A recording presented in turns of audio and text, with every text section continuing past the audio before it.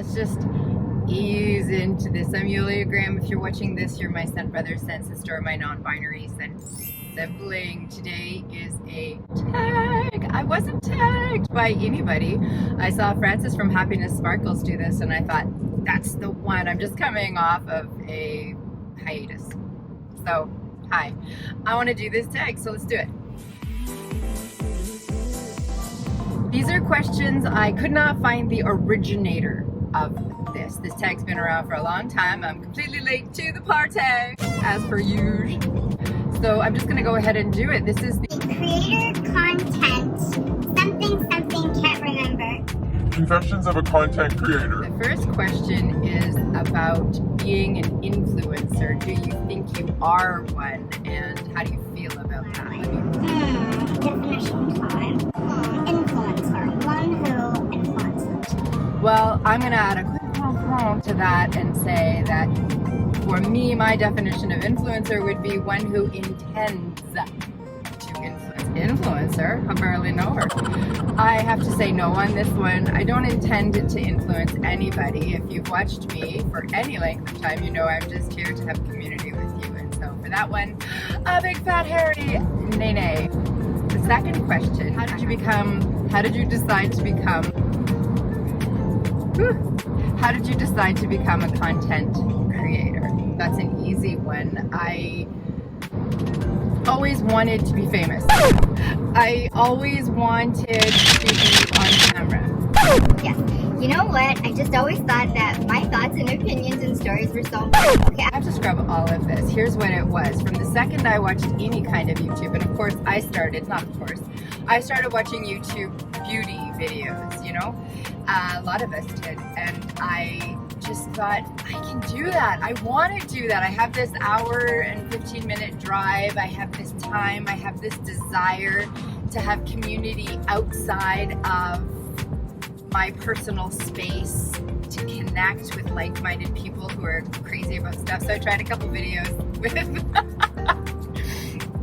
makeup. I'm laughing because it was bad, and that's how I decided and why I decided to be a content creator. I just wanted to. Ooh, moving along, here is question number 3. What's your experience of knowing other creators in real life? And is it good or bad? Listen. I don't know what anyone else's experience is. These are my experiences. I just came back from a whirlwind holiday with a content creator that I met on YouTube. I have been with Joss from Joss's Fragrance Mixology in her car. She took me shopping in the United States. She did something for me that allowed me to have shoes, for goodness sake. Veronica from Veronica Says has gifted me so many amazing things. Oh my gosh. Okay, I'm excited to take it down 10 notches, really down. I am enamored by the people I've met on this YouTube platform, and they are, as far as I can tell, best of the best. So I don't know what other people's experiences are. I would imagine there are some real duds out there. You know, there are some stinky perfumes, there are some stinky people, some shady shit that goes down, but I have never had anything to do with it. Cream of the crop. That's what I have to say about that. The next question is, do I accept sponsorship? I can't even say the word. No, I don't accept them. People don't offer them to me. I have folks that I have following me. You're all I care about. I couldn't give a rat's about sponsorships and how do I feel about them. I don't care. You do them, you don't do them, noodle, don't noodle. I'm just here to hang out with you. Have I ever had an experience with a brand that's left a bad taste in my mouth? Null and void. Never had an experience with a brand. I don't know what they're doing in anyone's mouth. How do you deal with negative comments? Okay. I am a delicate flower. I had one negative comment about the video, and I remember it. That's how it affected me. It was a video that I did in my car, so I didn't have the fragrance with me. It was the one, I'll link it up above, it was the one about Pink Vestigium. And the comment, which wasn't even a bad comment, and it wasn't even aimed at me per se or what I was saying, it was that she probably doesn't even have the bottle. And I was like, ugh. So how did I deal with it? I got a grip and realized that people, nothing is personal. Have you read The 4 Agreements by Don Miguel Ruiz? I'll link that up in the cards too. Nothing's personal. People are reacting to their own pain, and it just so happens that you are the filter through which they see their pain. And so negative comments, I've only had to deal with one that wasn't really one, but here's how I would deal with it. Just to see through it. First, I would panic, cry, gnash my teeth, all of the rest of it, try to figure out what I did wrong, yeah? And then I would eventually come enough to say, this person has issues and God bless them, I hope they get better. That's it, that's all I can say. What's my biggest pet peeve when it comes to comments? That's easy too. We've all seen them. The biggest pet peeve is when someone does the whole see you on my side. Yeah, they randomly come across thousands of videos and type in great video, you are this, that, and the other thing. It's translated into English from whatever language it was put in, and then it says see you on my side. Now I want to support because I've been supported, but I find that that is an abuse of my goodwill. To me, these are phishing comments, and which they're asking a subscription for a subscription, which gets you nowhere anyway. If you're subscribed to my channel but you don't watch my videos and we don't have a relationship, that's not why I'm here, you know what I mean? So those are a pet peeve of mine. My least favorite part of being a content creator is the pressure that I put upon myself to do things I think are content creatorly. For example, I want to watch everybody's video and comment. I have friends and they watch everyone's videos and leave supportive comments and become mentors, and I want to do that, but I find that my time, I don't know how to manage my time the way that they do, and so I fall behind on watching people's videos and commenting. Look, there's an eagle, I can't even show it to you. I fall behind. And then at this point, I've fallen behind on answering comments on the last, 5 videos that I posted because I was away. So my least favorite part of being a content creator is my own inability to meet the goals that I set for myself in terms of being a support to other people and recognizing the support that I receive on a daily basis. So if you are waiting for a comment on the videos that I have posted previously, it's coming, I swear. I'm so sorry. There, that's it. It's just my own inability to manage my time wisely. That's it. What's my favorite part of being a content creator? It's the attention. I mean, it is. And by attention, what I mean is the community, right? You watch my videos, you comment in the comments. That's my favorite part, is community with you. Do I edit my own content? Yeah. Do I enjoy it? Yeah. I spend way too much time at it though.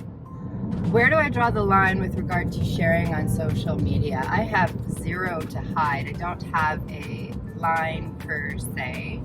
I'll share anything that I feel is appropriate. And I suppose venturing into inappropriate,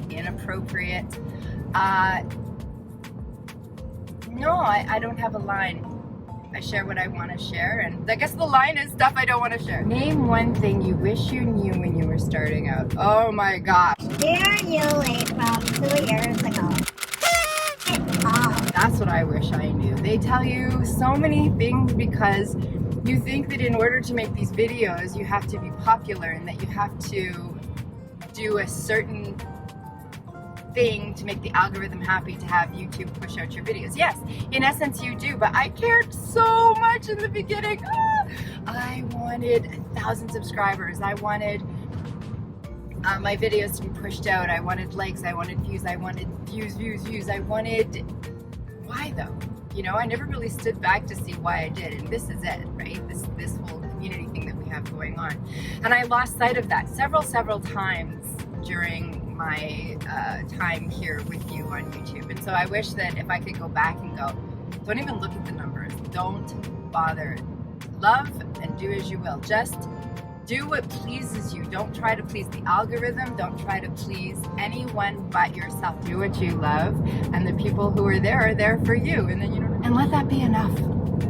Really be cognizant of why you're doing it in the first place, and then follow your goals according to your reasoning, according to what you actually desire. Is there any change I would like to make to my content in the future? Yeah, I'd like to get better at this. I'd like to be more entertaining and less Snoresville. I would like to learn something about I'd like to learn something about fragrance and perfume and be able to impart that to you, and I would like to find a really good, comfortable place to film videos other than perfume in my car, just because I think that this is a little bit weird, and the quality of the thing. Yeah, I'd like to change the quality of my everything. I'd like to change everything about my content. Everything. But for now, this is what I have, and this is what I'm happy with. That's a really good question. What company collab is my dream? So what company would I love to work with, and what collaboration, maybe with another content creator, is my dream? I don't have any aspirations towards that. I love the folks with whom I have collabed in the past, which is, I'm happy to do anything, but I'm also happy to do nothing. So, and as far as companies go, the only company that I would even consider at this point for any reason is Oil Perfumery, because I love their products. But that's not to say that I don't love Chanel or anything else, but none of those things are feasible, nor are they even on my radar. Oil Perfumery is the only brand that I feel I could speak to and for. So there it is. If you're watching, hi, I love you. What kind of content do I hate? In this case, all I can say is I hate content that shows me something that triggers me, and so that's very personal, right? There are things that trigger me, and I hate that content. We're not going to go to sites that promote hatred and violence and stuff, because everybody hates that. And do I need to tell you what triggers me? No, I do not. That's what I hate. That's all. Have I ever had to deal with cancel culture? Cancel culture, to me, I'm sure everybody has a different idea of what cancel culture is. To me, cancel culture is if you are deemed as having transgressed some social media moray. For example, you said the wrong thing, you attacked the wrong thing, you praised the wrong thing, you went back on something you said. Cancel culture to me means that somebody or a group of people decide that you are no longer part of their group, and so you become kind of blacklisted. That's what cancel culture is to me. You become canceled.